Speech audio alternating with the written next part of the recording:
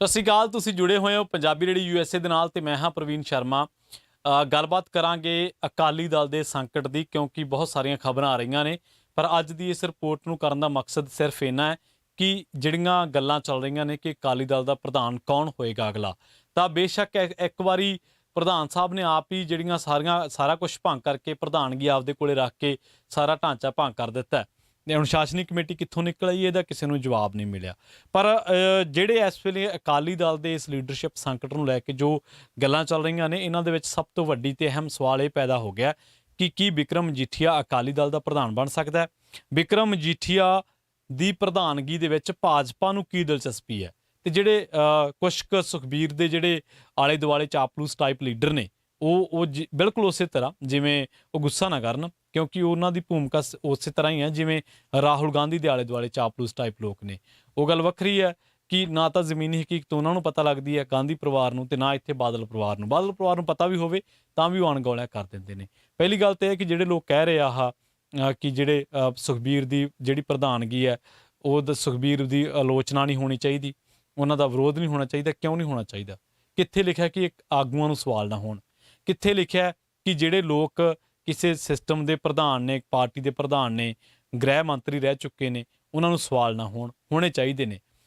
ਤੁਸੀਂ ਲੋਕਾਂ ਦੀ ਸੰਘੀ ਘੁੱਟਣ ਦੀ ਬਜਾਏ ਪਹਿਲਾਂ ਇਸ ਗੱਲ ਦਾ ਹੱਲ ਲੱਭੋ ਕਿ ਸੁਖਬੀਰ ਸਿੰਘ ਬਾਦਲ ਜਿਹੜੇ ਆ, ਇਹਨਾਂ ਨੇ ਕਿੰਨੇ ਪੱਤਰਕਾਰਾਂ ਤੇ ਕਿੰਨੇ ਚੈਨਲਾਂ ਦੀ ਸੰਘੀ ਘੁੱਟੀ ਆ?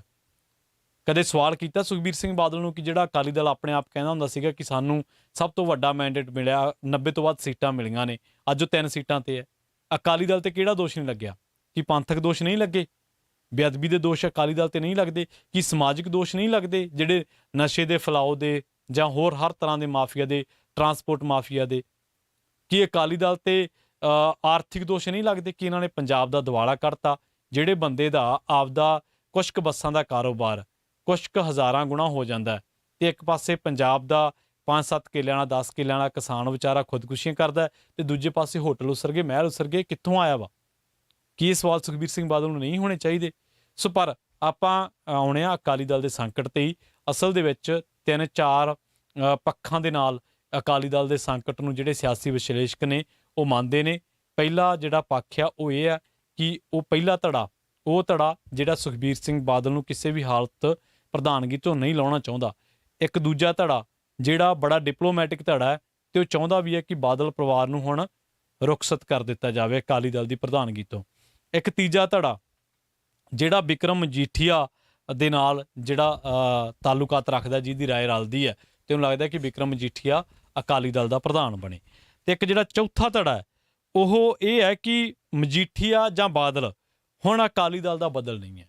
ਅਕਾਲੀ ਦਲ ਆਪਣੇ ਆਪ ਉੱਠੂਗਾ, ਨਵੇਂ ਸਿਰੋਂ ਉੱਠੂਗਾ, ਤੇ ਬਿਲਕੁਲ ਜਿਵੇਂ ਅਕਾਲੀ ਦਲ ਦਾ ਇਤਿਹਾਸ ਆ, ਸ਼ਾਨਾ ਮੱਤਾ, ਅਕਾਲੀ ਦਲ ਦਾ ਗੁਰੂ ਕਾ ਬਾਗ ਮੋਰਚਾ, ਚਾਬੀਆਂ ਦਾ ਮੋਰਚਾ, ਜਾਂ ਹੋਰ ਜਿੰਨੇ ਵੀ ਮੋਰਚੇ ਅਕਾਲੀ ਦਲ ਨੇ ਲਾਏ ਹੈ, ਜਾਂ ਐਮਰਜੈਂਸੀ ਦਾ ਵਿਰੋਧ, ਪਾਣੀਆਂ ਦਾ ਵਿਰੋਧ, ਇੱਕ ਇਤਿਹਾਸ ਆ ਅਕਾਲੀ ਦਲ ਦਾ, ਤਾਂ ਉਹਦੇ ਮੁਤਾਬਕ ਬਿਲਕੁਲ ਉਵੇਂ ਅਕਾਲੀ ਦਲ ਜਿਹੜਾ ਉਹ ਫਿਰ ਤੋਂ ਸਰਵਾਈਵ ਕਰੂਗਾ।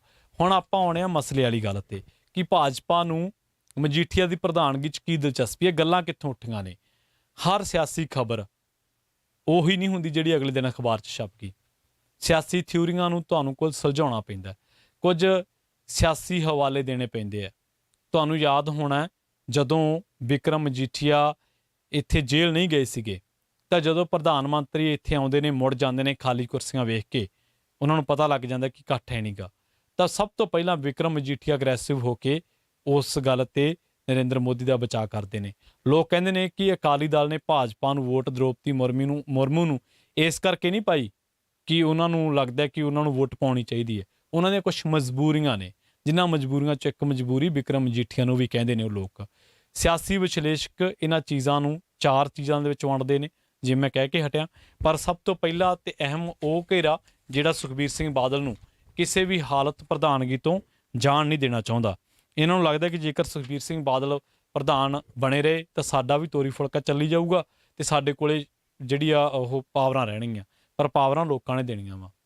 ਇੱਕ ਦੂਜਾ ਧੜਾ ਜਿਹੜਾ ਜਿਹਦਾ ਮੈਂ ਜ਼ਿਕਰ ਕਰਕੇ ਹਟਿਆ ਕਿ ਹੈ ਉਹ ਡਿਪਲੋਮੈਟਿਕ, ਉਹ ਚਾਹੁੰਦਾ ਕਿ ਆਪਣੇ ਆਪ ਹੀ ਸਾਰਾ ਕੁਝ ਹੋ ਜਾਵੇ, ਹੋ ਵੀ ਉਹਨਾਂ ਦੇ ਮਨ ਦੀ ਜਾਵੇ। ਇੱਦਾਂ ਵੀ ਨਹੀਂ ਹੋਣੀ।